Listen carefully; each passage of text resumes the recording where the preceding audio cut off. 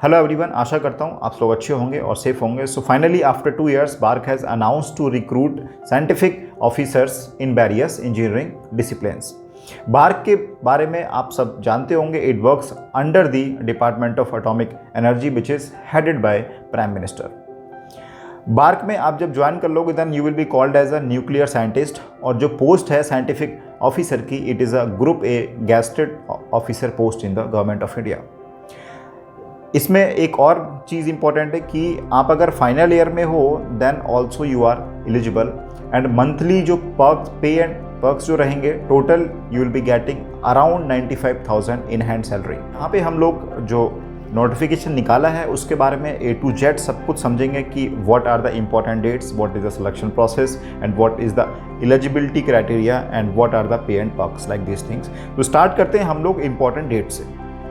देखिए, सबसे पहले आपको क्या करना है, ऑनलाइन रजिस्ट्रेशन करना है।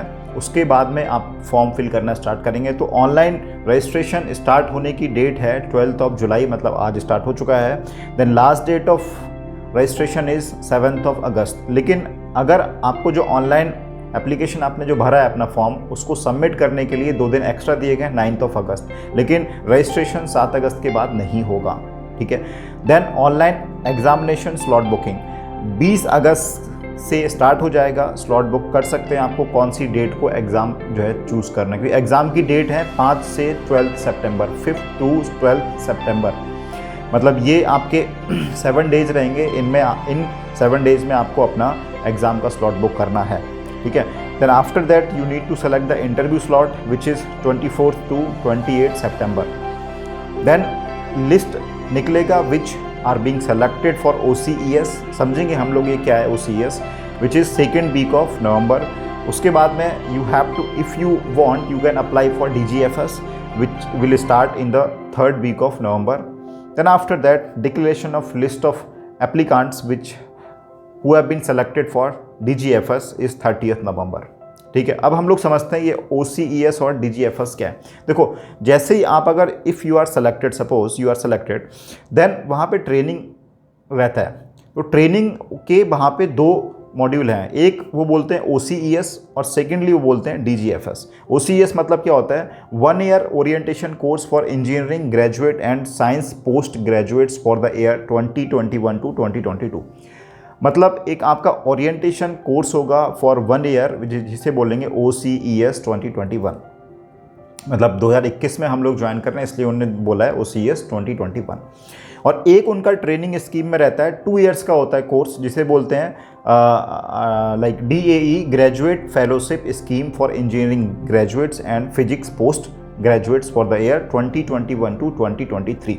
मतलब कि 2 साल का आपका ट्रेनिंग कोर्स रहेगा, जिसे आप बोल सकते हो इन 2 साल में आपको वो MTech करवाएंगे, डिग्री भी आपको देंगे। लेकिन हाँ, MTech करने के बाद में आपको जो है बार्क में ही ज्वाइन करना है। आपके पास ऑप्शन ये नहीं है कि आप बार्क छोड़ के कहीं जा सकते हैं, नहीं, you have to serve the BARC. Then जो आपका ट्रेनिंग टाइम होगा उसमें आपको मंथली स्टाइपेंड मिलेगा 55,000 per month during the complete year.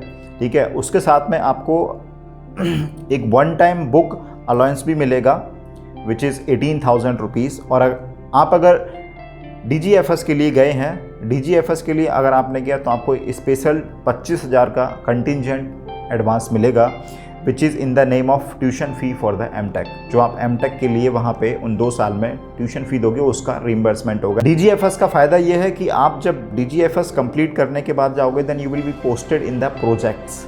ठीक है। जो वहाँ पे प्रोजेक्ट्स चल रहे होंगे उनमें आपको पोस्टिंग मिलेगी और आपको मौका मिलेगा उनमें काम करने के लिए। लेकिन OCES में आपको डायरेक्टली वो प्रोजेक्ट्स में इंट्रोड्यूस नहीं करेंगे। मतलब आपको पहले कुछ ना कुछ एक्सपीरियंस चाहिए, नॉर्मल जॉब वहाँ होगा वो देंगे, but you will not be included directly into the project. But DGFS करने के बाद में यू मे बी इंडक्टेड और you may be a part of the project. अब बात करते हैं हम लोग सिलेक्शन प्रोसेस की। देखिए, बार्क ने बहुत ज़्यादा जो है अच्छा ये किया कि उन्होंने अपना एग्ज़ाम रखा है सिलेक्शन के लिए, और आप अगर उनके एग्ज़ाम में नहीं हो पाए then you can go through the GATE. दोनों ऑप्शंस हैं आपके पास, या तो आप गेट के थ्रू जाइए या आप गेट या उनके जो ऑनलाइन एग्ज़ाम है, रिटन एग्ज़ाम जो ऑब्जेक्टिव रहता है ऑनलाइन होगा, उसके थ्रू आप जाइए। ठीक है।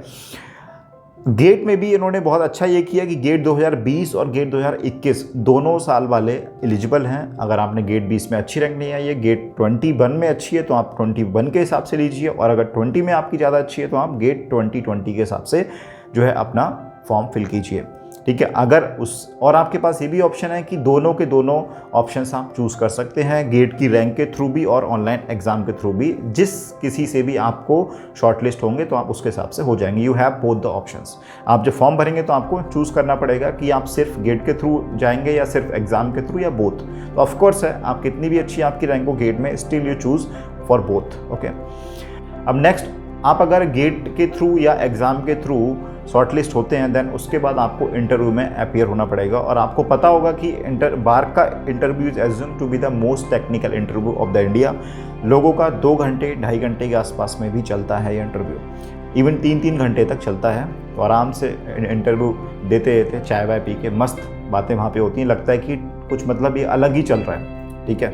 इंटरव्यू जो होंगे वो मुंबई में होंगे and you will B reimburse 2-way normal 3rd AC train tickets to attend the interviews. Secondly, जो आपकी क्वालिफाइंग और क्वालिफाइड डिग्री है वो सेम डिपार्टमेंट या सेम ब्रांच की होनी चाहिए जिसके थ्रू आपने ऑनलाइन एग्ज़ाम दिया है और गेट एग्ज़ाम दिया है। जैसे आपके पास मैकेनिकल है तो ऐसा नहीं है कि आपने गेट का एग्ज़ाम दिया है मैन्युफैक्चरिंग से, वो एलिजिबल नहीं है। आपके पास मैकेनिकल इंजीनियरिंग आपकी ब्रांच है तो आपने गेट भी मैकेनिकल इंजीनियरिंग से ही लिखा होना चाहिए, या आपने जो बार का ऑनलाइन एग्ज़ाम हुआ है वो भी आपने मैकेनिकल इंजीनियरिंग से दिया होना चाहिए। मतलब जो आप जिस ब्रांच से आपने एग्ज़ाम दिया है उसी ब्रांच से आपने बीटेक किया होना चाहिए, ठीक है। And minimum 60% marks are required in the degree. Next is eligible disciplines. देखो, बार्क ने जो नोटिफिकेशन किया रिलीज, उसमें इंजीनियरिंग डिसिप्लिन के भी हैं और साइंस के भी हैं। मैं जो बात कर रहा हूँ मैं सिर्फ और सिर्फ इंजीनियरिंग डिसिप्लिन की कर रहा हूँ बात। तो इसमें you are eligible if you have mechanical as a branch, chemical वाले भी हैं एलिजिबल, इलेक्ट्रिकल के भी हैं, इलेक्ट्रॉनिक्स के भी हैं, कंप्यूटर साइंस के भी हैं, इंस्ट्रूमेंटेशन के भी हैं, सिविल के भी हैं, न्यूक्लियर इंजीनियरिंग के भी हैं एंड मेटलर्जिकल इंजीनियरिंग के भी हैं, ठीक है। अगर किसी की कॉम्बिनेशन में ब्रांचेज हैं तो आप नोटिफिकेशन को रेफ़र कर सकते हैं, मैंने डिस्क्रिप्शन में उसका लिंक दिया हुआ है, ठीक है। तो नेक्स्ट हम आते हैं कि what is the age limit and application fee. General category के लिए age limit is 26 years maximum, ठीक है। ओबीसी में है तो आपको 3 साल का रिलीफ मिलेगा, means age will be 29 years. अगर SC ST के हैं तो maximum age is 31 years. Nationality must be citizen of India, of course. Application fees 500 rupees, but womens के लिए एंड SC ST के लिए और PWD के लिए, ठीक है, this is free of cost. Next is grade and pay scale. देखो, scientific officer will be placed in the level 10 of pay matrix, that is basic pay is 56,100 rupees. और अगर जैसे ही आपका OCES कंप्लीट होगा then you will be given 2 और 3 increment based on your performance in OCES। मतलब जो 1 साल का ट्रेनिंग आपका हुआ उसमें कितना परफॉर्मेंस कैसा आपका रहा, उसके हिसाब से आपको 2 और 3 इंक्रीमेंट दिए जाएंगे। सेकेंडली, अगर आपने DGFS किया है तो 1 इंक्रीमेंट आपको एक्स्ट्रा दिया जाएगा, मतलब 3 to 4 इंक्रीमेंट आपको DGFS के केस में मिलेंगे, ठीक है। और मंथली सब मतलब लाइक जितने भी अलाउंसेस होते हैं, HRA, ट्रांसपोर्ट अलाउंस और बाकी सब जोड़ के you will be getting approximately 95,000 per month in your hand. So ये सब बात थी हमारा, जो मुझे लगा इम्पॉर्टेंट है, मैंने वो आपको बता दिया। इसमें स्टिल अगर कुछ छूट गया है then you can refer notification जो मैंने डिस्क्रिप्शन में अटैच किया हुआ है, ठीक है। और बाकी अगर आपको कोई मैकेनिकल में डाउट है तो आप पूछ सकते हैं, और बाकी मुझे फॉलो कर सकते हैं, सब्सक्राइब कर सकते हैं, क्योंकि मैं चैनल पे यहाँ पे कोर्सेज भी लेता हूँ। लाइक अभी टॉम हमारा चल रहा है, ठीक है। उससे पहले मैंने HMT में कन्वेक्शन किया हुआ है, ठीक है। बाकी आगे भी और प्लान्स हैं काफ़ी, तो you can join with me, ठीक है। हम लोग मिलते हैं नेक्स्ट क्लास में। Till then bye bye, take care.